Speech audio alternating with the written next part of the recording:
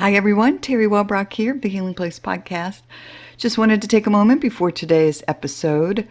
Another amazing conversation for the Healers of Hilton Head series, which is just shining a light on so many amazing souls doing beautiful work in the Hilton Head, Lowcountry area of South Carolina. But really, it applies to anyone's community. So today's conversation, be sure to tune in at the end after I give my little be gentle with yourself, because I went to the studio and made some extra video.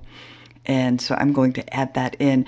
This interview, if you're listening on audio, pop on over to YouTube as well and check out the video, because you can see the artwork, you can see the pieces, and it's better seen, this particular interview, than just listened to.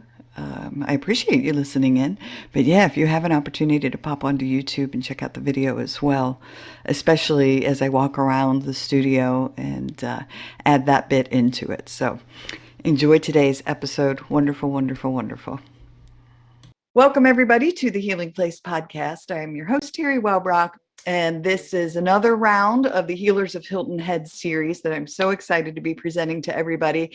And again, just to reiterate, my goal with this isn't just to highlight these amazing entities and individuals doing beautiful work here on Hilton Head Island and in the Lowcountry, but really to help you that is listening to look in your community and see what's available. Look a little deeper, a little, like, broaden your horizons and see what's out there, because there's so many opportunities for healing, for finding voice. I've been working with my therapist, which I love this conversation we're going to have today about finding my voice. So Andrea Hattler Bramson is the co-founder of Full Spectrum Studios here on Hilton Head Island. And we had a little bit of an email exchange going on. And one of the things she wrote just really struck a chord with my heart. And it was that Full Spectrum Studios allow artists with disabilities to find their creative voices that might have been misunderstood, silenced, or never even heard. So welcome, Andrea. Thank you. Thank you. I appreciate that, Teri. And absolutely, that's what we're trying to do here. We just put together the whole studio to first starting with our own daughters, because they have shown an aptitude and a desire. And we, based on what we saw in programs across the nation, realized that there was a gap in opportunities available to folks with disabilities in the Lowcountry, and specifically right in our area. And so we said, what famous last words, how hard can it be? So we decided we would go ahead with this. Of course, we decided to start this in February of 2020, and then a little thing called a pandemic happened. So we've been evolving ever since. Yes. Well, and I love it that you and I had met up face to face finally after our email exchanges at the farmers market. So you hit local places in order to highlight and sell the work, correct? We do, and that is very purposeful. First, it's a good way of bringing in a little bit of income, but it's also a way of making this a comprehensive activity. So our artists are responsible for being creative, for being innovative, for bringing their mark to items that then bring joy to people at this point across the world, because the stuff has gone all over the place. But it's also their responsibility to understand all of the nuances of the business activity, everything that goes into it, from packing up for a farmer's market, to setting it up, to talking with the customers, to meeting them. It has been a great learning opportunity for them as well as for us. Judy, my co-founder, is much more of a business person, she having run many businesses over the course of her career. Me being an artist that had a 35-year career with the federal government, then decided, yeah, well, that was good with the federal government, but this is really cool. I really like this. Yes. So the combination of those skills has actually kind of put us in a good position to have we're stronger than the sum of our parts, if you will. Yeah. And so, yeah, going to the farmer's market is actually, that's our standard. We go to the Hilton Head Farmer's Market every Tuesday, or try to be there every Tuesday. We take new stuff. We take the stuff that we have. We put it all out there. And part of our responsibility at those markets is to share share our mission, to make sure folks understand what we're doing, what we're trying to do, and the fact that we're open to artists with disabilities of all walks. We'd love to include them.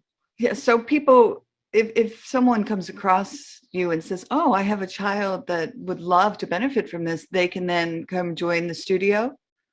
We're focused on adults because, having had children that have gone through the entire academic process, in most states, your person with disabilities can participate in the academic environment up to the age of 21. And then, interestingly, in most states, they figure, well, you're 21, you should be okay. You can just go out there. And that's not usually the case. There's usually a need for a much more consistently supported environment within which the person with disabilities can continue to evolve. All of us are always developing. Our folks need to be provided that supported environment where they can continue to evolve. What we have done, and more often than not, and some of this is not meant to cast aspersions on us as parents, but we're very focused on providing that safe environment for our children where they can be consistently successful, if not and safe. And so with folks with disabilities, we find ourselves very often saying, "You can't do that," or "You can't do that," or "That's not for you." Or so we find we will routinely kind of look at a lower common denominator and try to force fit our folks into that. I think Special Olympics is probably a really good example of how that's just not true. We found folks with disabilities that are as strong Olympians as any Olympian ever was, if not more so. And what we've done is we've given every single one of them an opportunity to participate athletically and have that rush from being active. So what we're trying to do is we're trying to do that, the analog to that, from the artistic perspective. We don't usually give our folks with disabilities that opportunity. We are usually going to try to force fit them into a little craft activity. You take this bow and glue it onto this piece of this and then put this on it. Now you have done a thing, that's fine. But if you give that person, sometimes when you give that person, don't give them a bow, give them the ribbon, and then give them a piece of paper, and then give them a couple of other things and say, "Get ahead." You'd be really surprised to see what can emerge. And we've been really pleased with the success. I'm looking over here because I think I have a piece that I'd be happy to share with you. And then one of Kat's pieces as well. We started out with the girls working on pieces that they had learned how to make in another program in Bluffton, where they had been successful, they had enjoyed it immensely, but that program evolved to where they were only able to do the pottery once every week or so.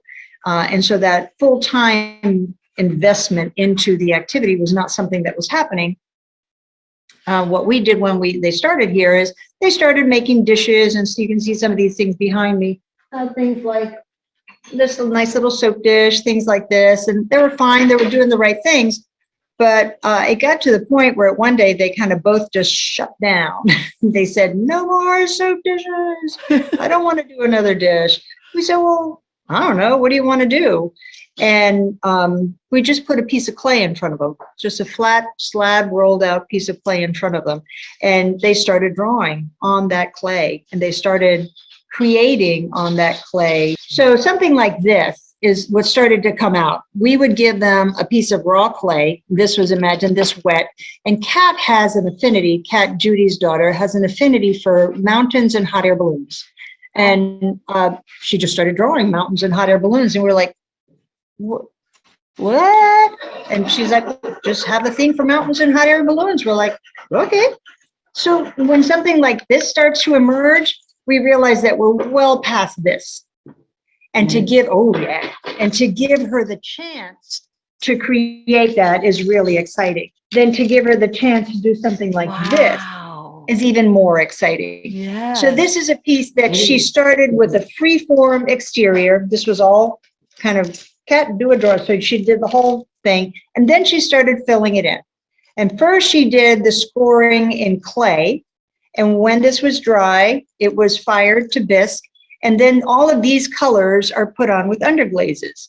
And when it came out of the kiln, we wondered, well, what are we going to do with that? And the answer is, don't really know. So it sat on the shelf for a while until we just went, head slap moment. We work with a woodworker that is in our same building with us, which is one of the reasons this is actually, we're really pleased with how this is working. We have fully integrated with a couple of other organizations that are also art-based. This one in particular turned into a piece that, these are all what we're calling charms. These are charms that Kat makes, also of her freeform shapes, that she also paints and then glazes, and they get put in the kiln. What this piece now has is dimension, depth, movement, and it's also hung on this piece of wood that is put together by our woodworker, Doug, who now, with the artist, they make the decision of how to back the piece onto the clay. Do you want it with a straight edge, as in a rectangle, or do you want it to follow? They use words now like contour, contrast, complement. So this is a really good example of how we have evolved from this to this. And it doesn't mean that these are not valuable. These remain very valuable, because there's plenty of times when we come in, it's like, I'm just not feeling anything. Let's make some dishes. Yay! It is. So. Well, and if you would, now that we're showing off pieces, because I'm telling you, I showed you right before I hit record. So when I saw you at this farmer's market, I find hearts every day, everywhere. You can look on my social media. People on the show know I talk about it. I'm that person that I'll sit on a bench at a lacrosse game and look down and see a wad of gum, and it's in the shape of a heart. So they're just everywhere. Yeah. So when I met with you and I looked down at all the beautiful pieces, I was so drawn to one that your daughter had made. And so I have it sitting next to me, and I'm just going to pan my camera only because it's filled with so many of the hearts. So I'm just going to show folks here. So this beautiful purple. Hearts and angels, how sweet. But it has, it's in the shape of a heart, but it also has hearts on it. And now I've filled it with many of my hearts that I have as well. So again, such a beautiful piece, and purple's my favorite color. So there was so much about it. We planned that. Yes. It was beautiful. It was just made for me. So I said, all right, well, I have to have it. And so I just, again, it sits next to me, and every day I look over there and smile. So it's just such a beautiful piece. Didn't you just see it? Actually, I want to show you a couple of other things, but anyway, go ahead. What other questions do you have? I'm just going to hold something up here.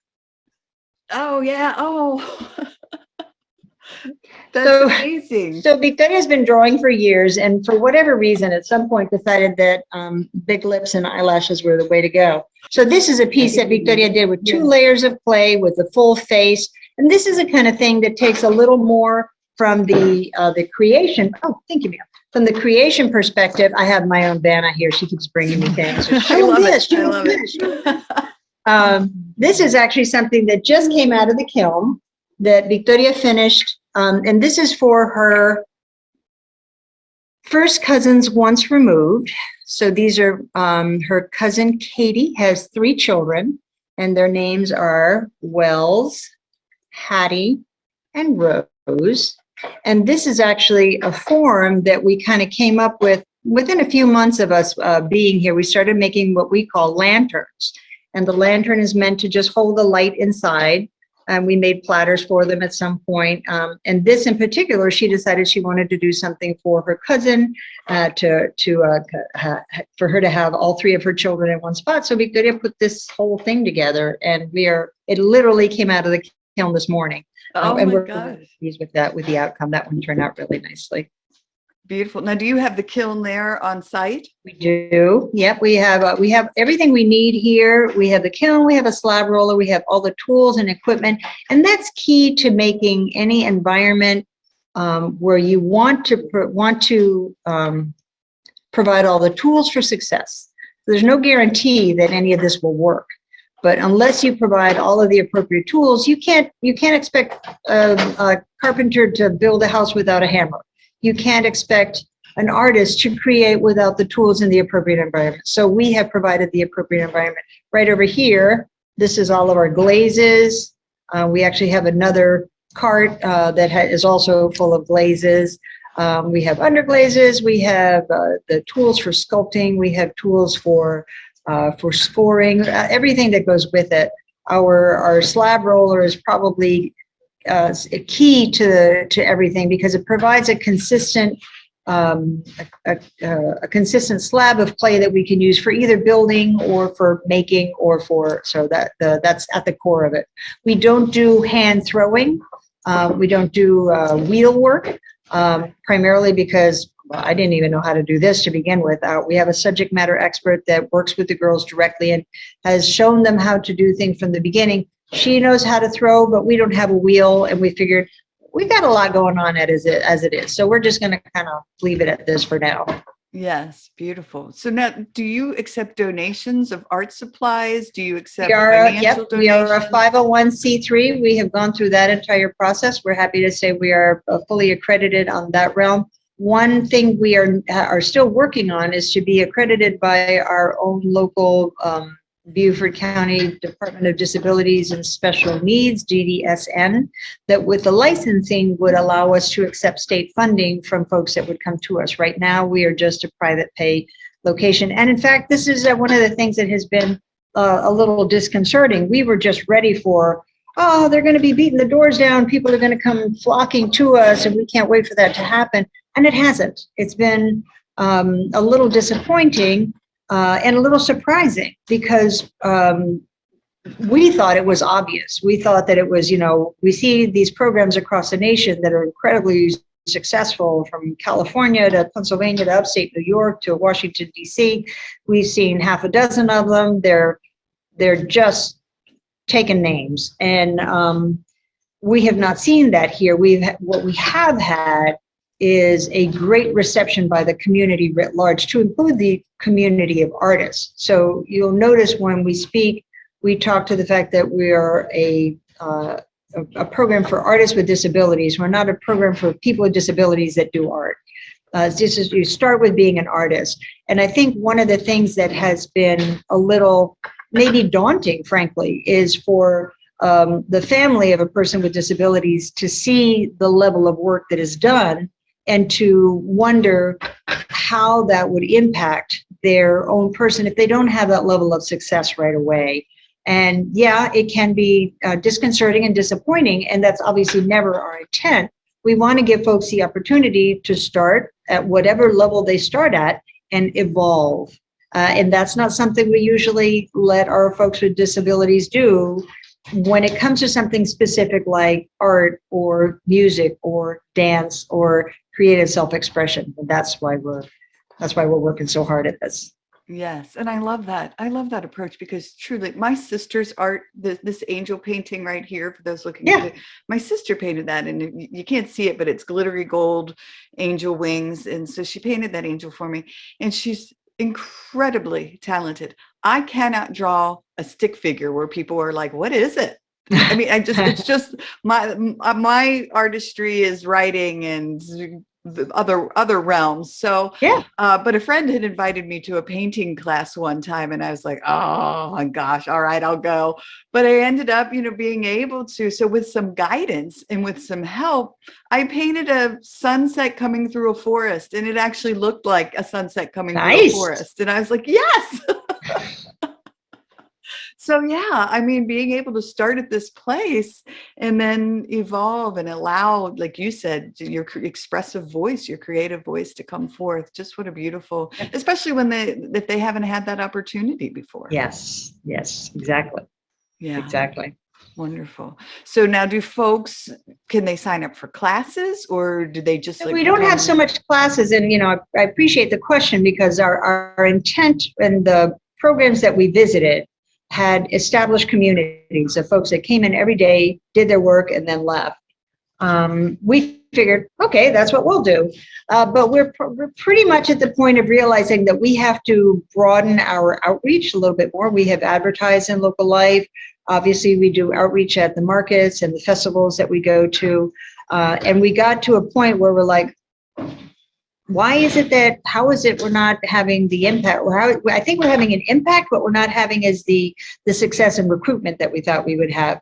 So we decided we would have a 3-week opportunity for folks in our community to come in and literally spend time with us 3 Wednesdays in a row to experience what it's like to be here on a Wednesday. And then we would allow them, and we'd work with them to take a piece from beginning to end. And the reason we do it over the course of 3 weeks is because there's so much downtime in pottery where things have to dry, then they have to fire, then they have to. So we did that successfully once, and now we're just going to keep doing it until folks start to realize that, maybe this is for me. We're also reaching out to the local academic institutions that have special ed programs that oftentimes have folks from our community that are graduating and find themselves in a position of, I can take that minimum wage job at the local retail store or the local restaurant. What we would like to do is provide them the opportunity to continue with their creative self-expression or to allow it to evolve. And maybe they would find that is where they actually want to put their time and energy on a more consistent full-time basis. And so we're hoping that that's going to yield some results. Happily, our existence doesn't hinge on that.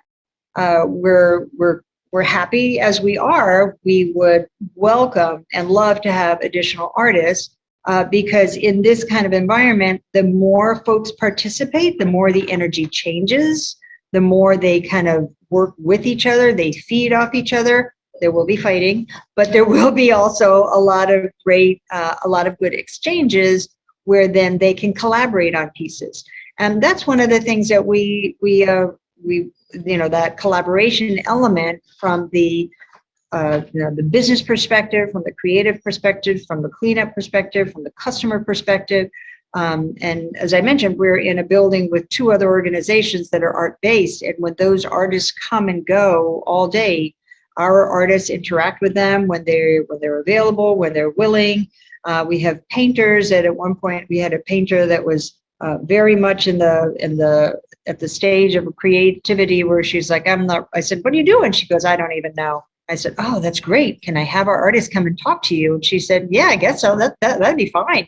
And when our folks came over and talked to her and they saw that she was kind of in a roadblock, it was, oh, you mean this happens to everybody? Yes, it happens to everybody. And it's okay if it happens to you. The day you're tired of doing one thing, stop doing it and do something else. So it's been a good exchange and a good collaborative activity that way. Yes, and all I'm here as you're speaking is just building that sense of community. And the more, You're right, the more that you can bring in, the more that community then builds and it just blossoms. Yep. And we found that now when we go to markets and festivals and so on, we find a lot of folks that we hang out with in other markets and festivals.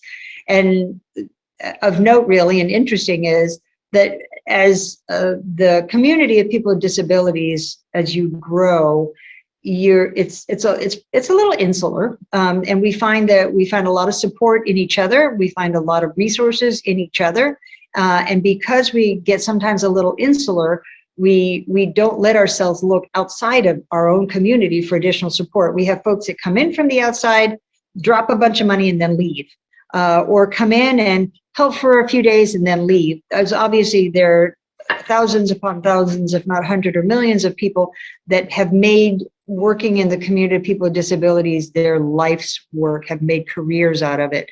But there are ways of us kind of further evolving outside of our own community into other communities so that we can further integrate. And I think that's at the core of what we're trying to do, is that additional integration, that additional making sure that these voices are a part of the larger voice and they're not just a second thought. They're not just not background noise or shadows. Yes.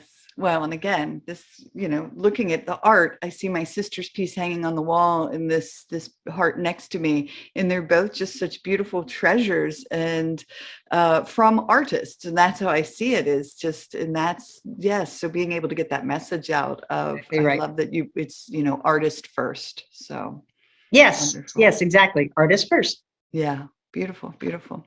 So Oh, how do folks connect with you? How do they can they buy pieces online? Don't have to well, be I would here? love to say absolutely all the inventory is online, and yet no, Okay. not so much. Well, when we first put stuff online, it was uh, December of 2020. In time for Christmas, we started putting stuff online, like, I don't know, Thanksgiving, and it worked out fine. We were doing well. I thought, this is great. I mean, we have our website, our www.fullspectrumstudio.org.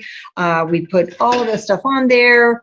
I was really pleased, and then stuff was selling at markets that I had to remove from the website, and I couldn't replace it fast enough. Oh, And yes. now I confess that no, what is on the website is completely out of date. All of those materials have to be changed. We are working on putting together a materials that can go on the website as you could get, if you want 5 soap dishes like this, we will advertise one, and you say, I want 5 of them, then we're going to make 5 soap dishes. So we're not going to have the inventory, but it will be a constant that we will be able to turn to.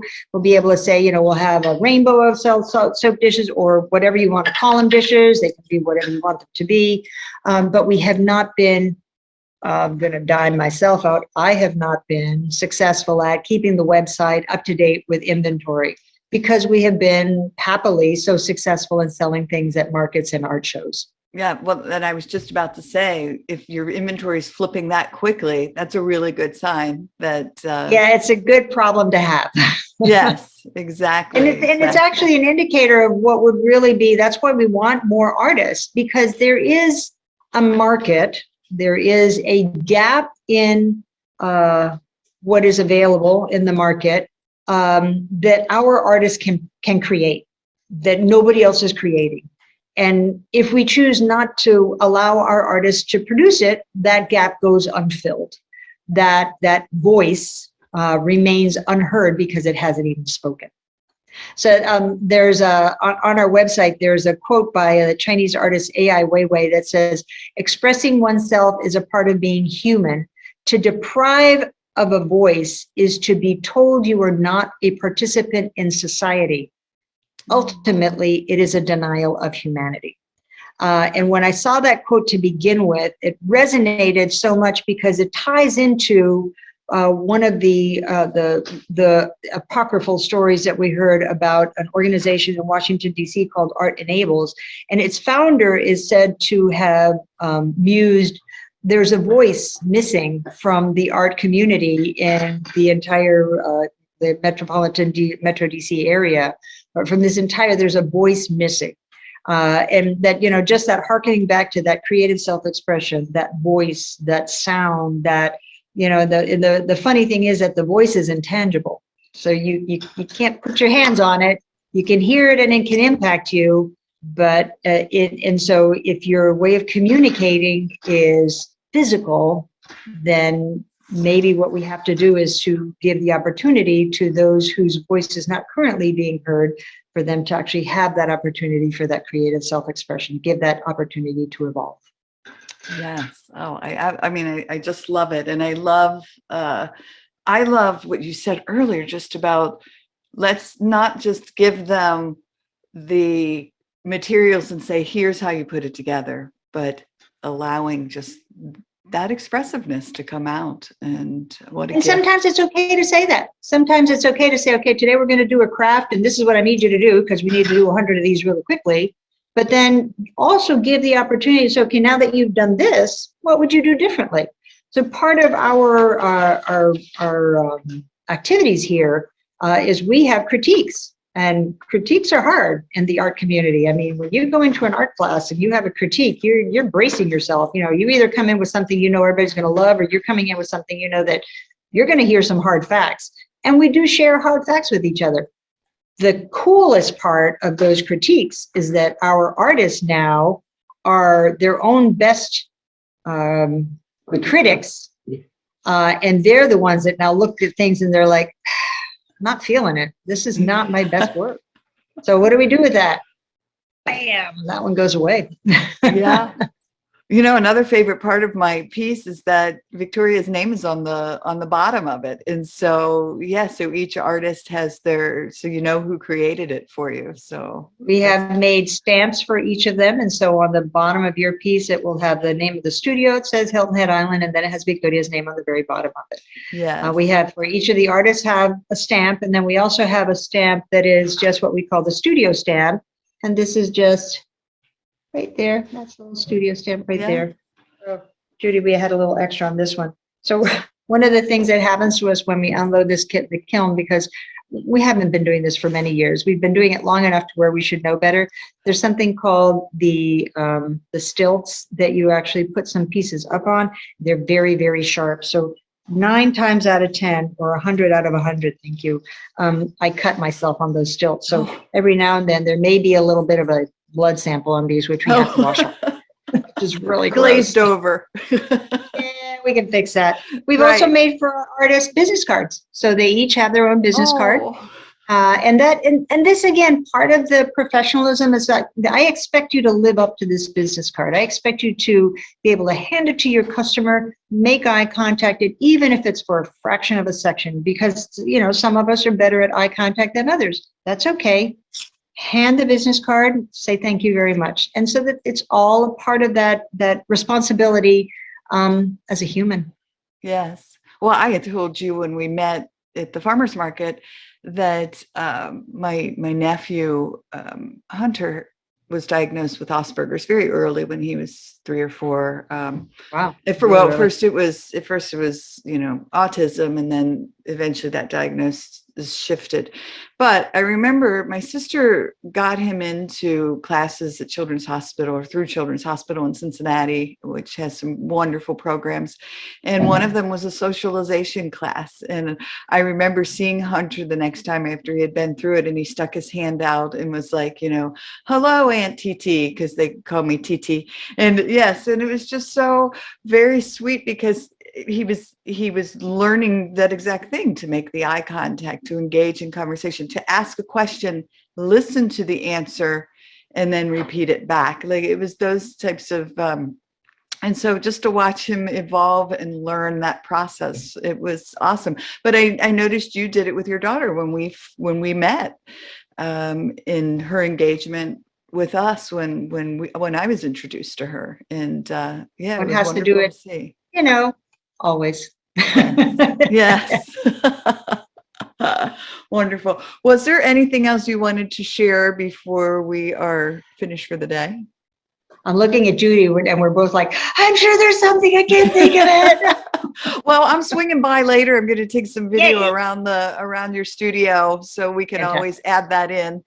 If so. So how do people find you? How do they connect with you? Our website is www.fullspectrumstudio.org. Through the website, we can be contacted through, there's an email address on there you can call us at. You can reach out to us. There is a phone number on there that you can call as well. And we have had folks reach out to us just like that, which has been great. I love driving along and all of a sudden seeing a number I don't recognize, and then just kind of like, okay. And it turns out it's like, oh, hi, I'm in Cincinnati. I saw on your website that you're on Hilton Head Island. I'm going to be there next week with a bunch of friends. Can we come see you? Oh, heck yeah. Yeah. Oh, that's so awesome. I love it. Well, that's why I'm so glad this podcast is global in 114 countries now. And so, yes. And so, I mean, how many millions of people visit Hilton Head Island for vacations and trips? It's such a beautiful paradise. And so, yeah, absolutely, folks. If you're here on this beautiful island, make sure you swing by or call and make an appointment to stop by. Or come see us at the farmer's market. Come to First Thursdays in Sea Pine. Come check us. We're going to be at the party in the park at Discovery Park this Thursday and the next 2 Thursdays after that in the evening. So come see us. Yeah. And Farmers Market, that's it. If you've never been to Coastal Discovery Museum in Honeyhorn, that's every Tuesday from 9 to 1. Tuesdays, 9 to 1. And wow. All local folks, all local producers of one thing or another, everything from produce to lamps to dog food to CBD to pottery. Beautiful art. Yes. And what beautiful lands to walk. Take a walk through there, and it's just it's magnificent. So, all right. Well, thank you so very much for the opportunity to sit down and chat with you about your beautiful work, and yeah, for Victoria making this my favorite piece sitting next to me. Yay, my pleasure. We'll look forward to seeing you soon. Come on by. All right. Everyone, thanks for joining us today on the Healing Place podcast. And remember, until next time, be gentle with yourself. Thanks. Bye-bye. Thanks. Now for the studio tour. These pieces came out of the kiln a little while ago, but now Victoria and Kat are working with our woodworker to figure out how to finish it. What's going to be the right way to mount it. Like you showed with the wood piece. Exactly. Okay. Exactly. So these are a couple that we're also looking to see how we can leverage pieces that these are pre-cut. Not even sure they were Judy's. She had them. Judy made lamps for a while. It's like, well, is this something that we could just put that on? Or is it something that we could mount this onto? Or so we're exploring those things. But these are Victoria's. You can see her sunshine. The Sunshine's a girl. She's got great big red lips. And then the eyelashes. She's a guy. If he's a guy, we get sunglasses. And if we're a non-binary, all right, that's what we are. Awesome. That's what we are. We're everywhere. We got them all. So these are pieces that are actually they finished biscuit. It's been fired. It's in what we call the bisque phase. And then now it needs to be glazed. Once it's glazed, it will come over here. Okay. And from here, it will look something like that. And then we'll put it in the kiln. And when we're finished firing it, those in particular actually look a little light. So glazed, ready for final firing. We'll fix that guy. Oh. It looked like that. So this one fell on the ground already. So every now and then we have a little bit of gotcha. We have a little broken Hilton head. Exactly, but we can put the island back together. Exactly. So these are ornaments. This is what we call ornaments, and these all sell for $5 a piece. Each one of them has a studio stamp on them. Okay. So the studio stamp helps identify, and we've actually kind of turned it into something that we hope some of our visitors to the island will take as a little bit of a souvenir. Lots of turtles. Oh yeah. So do you think they'd be able to get them into shops? No, actually we'll sell them at the farmer's market. Yeah, they'll sell at the farmer's market. So you were talking about the spikes on air. So, and that's the roller. Okay. It is. This is what we call a slab roller, and it actually produces them when you put the clay in it, and then the clay comes out one large smooth slab. Right now it's a little dirty, but we try to keep it up. That just means it's in action. It is. This is the piece we just got out of the kiln, but actually fused to the stilt, and so we'll try to take it off and probably fail. And without breaking. Gotcha. It is what it is. Right. This is where I put together the wind chimes. So right now there's a couple hanging up front, but we also, the things that we took out of the kiln today, decided I'll make one out of 3 dolphins. Oh yeah. And then we'll make one out of dolphins and, I had some shells. I lost my, here, dolphins and shells. Okay. And then I have seahorses. I'm going to make it out of seahorses. Awesome. They're so cute. Yeah. So thank you, Vicky. I'll take care of that in just a second. So one of the things that's really cool here too is we talked briefly about Kat's charms. When Kat started doing her freeform drawings, the drawings themselves have a lot of energy, have a lot of interest. And as we started exploring what we could do with clay, I asked Kat if she could create for us some shapes in clay that we could potentially use. Yes. So she started doing this kind of stuff where each one of these pieces is hand colored and then hand glazed, and each one of these pieces then becomes a part of a wind chime. And I'll show you up front a finished wind chime that is all of Kat's pieces, and it's actually the 4th or 5th one of these because they don't last. Once they get made, they sell pretty quickly. And this is the kind of thing that's really hard to show online. Right. Because you can't see the energy, you can't see the scale. Just the intricacy. Exactly. Yes, that's why I was The trying to detail of zoom it. in. It's so beautiful. And I'm sure the sound as well. The sound is really fun, and that was one of the fun Yes. things that happened when we first put the first wind chime together, that we were able to say, well, now we've done, you can feel it, you can see it, and now you can hear it. And I can too. even hear it. I mean, just a Yeah. little bit. I Mhm. can't. I'm excited to hear. We can take off, rinse out, or just throw away wholesale. And see, these are called clay traps. All the clay trap. That's fascinating. And they work really well. They keep because clay is heavier than water, and if you, what you do is you let it fall down into this spot here, and it will always fall down below the water, Before and the continuing. water will keep going. If we Excellent. didn't have a clay trap, all of that clay down there would accumulate in the bottom of Yes. the plumbing and little ultimately U. clog it up, Yeah. and then we'd have to start all over again. So, Right. Penny the pug mill, that actually What is it, Penny the what? Penny is a pug mill. A pulp mill. Right. As a pug mill, we can actually put leftover clay in there. That actually, we're gonna have to put some water in here. The pug mill then takes all of the leavings of the clay, and you can reconstitute them into a whole other piece of clay that you can then use again. And so the intent is not to throw away. You know how when you make cookies and you Yeah. you use a cookie cutter, you have the stuff on the side, you just roll it out again and you reuse it. Right. Well, we try to do that as well when we're rolling things out. But when you have just the last bit of that left, what are you gonna do with it? Well, you can turn it into, hey, there she is. You can turn it into one more cookie, or we can put it in here and make it into one whole big piece of clay again. Yes. Awesome.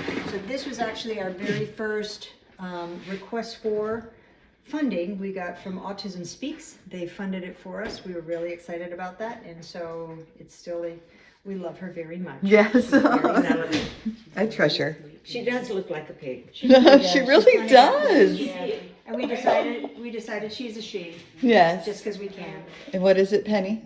Penny, Penny. we call her Penny. Penny Nice. the pug mouth. Petunia, where's she Petunia? This is our quiet room, because we realize that in our community, and probably any, but in ours in particular, you always need a place where you can decompress. It's also Judy's creation space where she does all of the bags that she makes out of I have one. upcycle upholstery fabric. Yep, it's beautiful.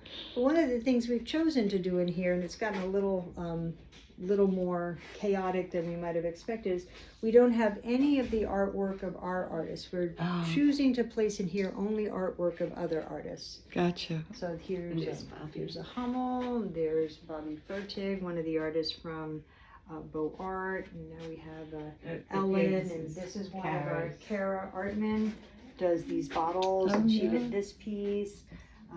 And this is, this Janet Sutherland did this one. There's another Bobby. This is an artist that's in Savannah, whose name I did not get, but I just thought she was wonderful. Had to have her. I like the Just Be This You. is Oh, at yeah, the this is greenery. We got that one at the greenery. Judy got that one. Nice. Oh, We there's went a to heart. art I find them Yeah, there you everywhere. go. You found your heart. There's my heart for today. Probably the 7th one I've seen today. Organizations that also support the community of adults with disabilities. So we reached out to Pockets Full of Sunshine, which has the infrastructure for doing silk screening and making t-shirts, and we asked them That's to make our awesome. t-shirts for us. So the girls participated in putting the t-shirts together, and we have them in 5 sizes, 6 colors, and they have not done quite what we had hoped, but they've turned into really fun little giveaways. Yeah. Yep. Because, even for other ones are all 2-dimensional. Because she doesn't have any depth perception. Yeah. So now, did they make these? Well, those are boards, Yeah. and we're not quite sure what to do with them. Okay. They painted them, but Oh, I love all of this. I have to show the rock and roll. and Victoria has a thing going on for rocket ships. Okay. It's a whole storyline, but she does this is the big Yes. lips. The big lips and the eyelashes. And all of the, like her sunshines, all of the female sunshines. And then as you're talking about the stickers, maybe you can tell her what this one is and this one. Maybe That you one broken transit because we were birth. I made that and somebody said, oh I like that, and then when she got it, it broke. So how big was it? It was Well, not quite that big. It was about 12 inches across, right? Yeah. And then this guy, what is this one? Remember what we call this one? butterfly through a screen. Butterfly through a screen door. And then what's in the corner there? The sunshine. Yeah, the big sunshine lips. with well, it has big lips and sunglasses. No eyes. Oh, those are eyes. Oh, okay. I There have you this go. one. There you Yeah, go. there you Uh-huh. go. So that one you can see right behind you is a big representation. That piece was about Oh, yeah. about 8 by 8. And it was mounted on wood. Doug took care of that, and then he put a little stand on the back of it.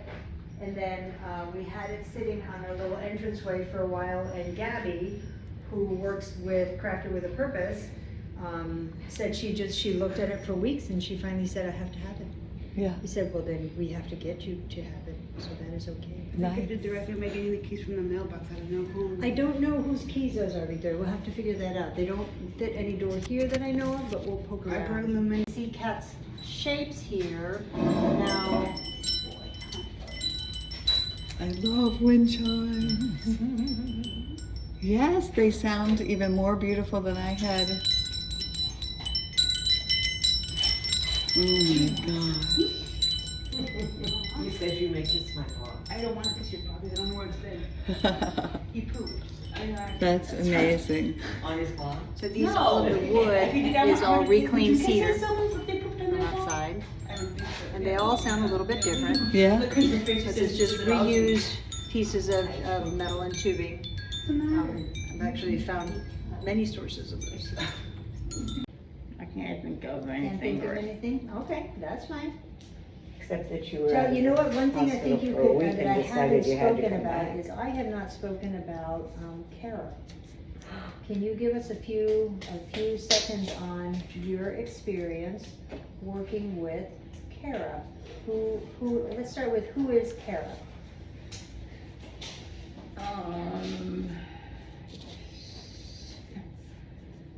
She's the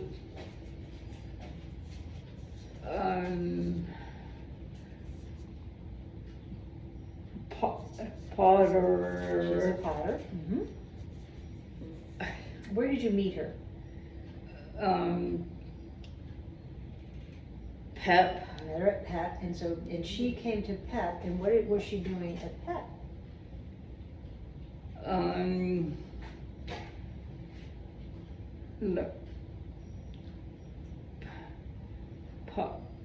Pottering, Yeah, the pottery studio. the pottery studio. Yeah. And so when she stopped working at PEP and she started working with you here, were you doing the same thing that you were doing at PEP? Well, now that you're here, Yes, but are you doing some things a little bit different as well? yes. Yeah, so what are you doing right now with this piece that is in front of you? This is something that Kara taught you guys, isn't it? Yes. What are these here? Glazing, Right, these are, but what kind of glazing? They're underglazing. Yes. And so when you do underglazing, can you demonstrate with your paintbrush? Can you show us how you do that? So right now you have, this is what is this right here? A lighthouse, Okay, and so what were you doing with that lighthouse? painting, Adding colors to it. and colors. Okay, so we interrupted you. So is it okay if we watch you for a second? Yes. Carry on. I think you might need a little water on your brush. Yeah. All right. And then maybe a little color. Yeah. So then you come over here and you get your color. I think I was using. I think you might have been using the same. I think.